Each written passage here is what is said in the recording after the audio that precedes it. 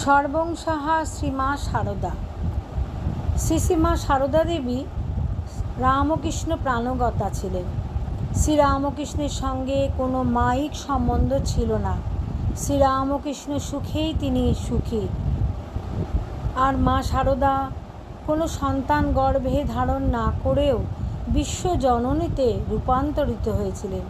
তা কেবল কথার কথা না, ভক্তকুলের আরোপিত কোনো সংঘাত দ্বারাও নয়। কবি রামপ্রসাদের গানে প্রকৃত জননীর আমরা সেই সংজ্ঞা পাই। মা হওয়া কি মুখের কথা। শ্রীমা সারদা দেবীর মাতৃত্বে প্রকৃত জননীর সব কিছুরই নিদর্শন দেখা যায়।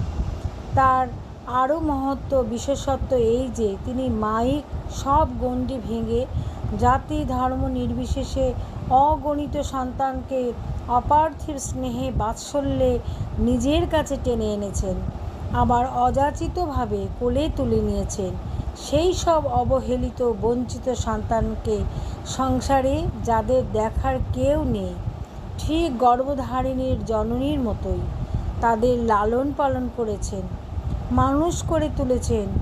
এরকম একটি দুটি সন্তানকে নয়, শ্রীমার আশ্রয়ে সেবায় যত্নে স্নেহে কত মানুষ যে সংসারে প্রতিষ্ঠিত হয়েছেন সে কাহিনী সকলের কাছে জ্ঞাত। কারণ নিরভিমানী অবগুণ্ঠিতা শ্রীমায়ের জীবনে বহু ঘটনাই নীরবে নিঃশব্দে লোকচক্ষুর অন্তরালে ঘটে গেছে। তাই এই সর্বংসাহা মাতৃমূর্তিটির সর্বাঙ্গ সুন্দর চরিত্র চিত্রণও আমাদের পক্ষে অসাধ্য বলে মনে হয়।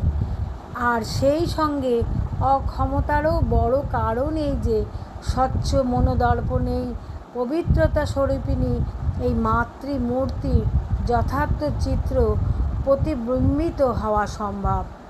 তার কিছু আলোচনা আমরা সেই বিষয়ে আমরা করেছি এবং আরও মায়ের কথা আমরা এইভাবে বলতে থাকব। জয় মা, জয় মা, জয় মা। সর্বংসাহা শ্রীমা সারদা। শ্রীমা সারদা দেবী রামকৃষ্ণ প্রাণগতা ছিলেন। শ্রীরামকৃষ্ণের সঙ্গে কোনো মায়িক সম্বন্ধ ছিল না।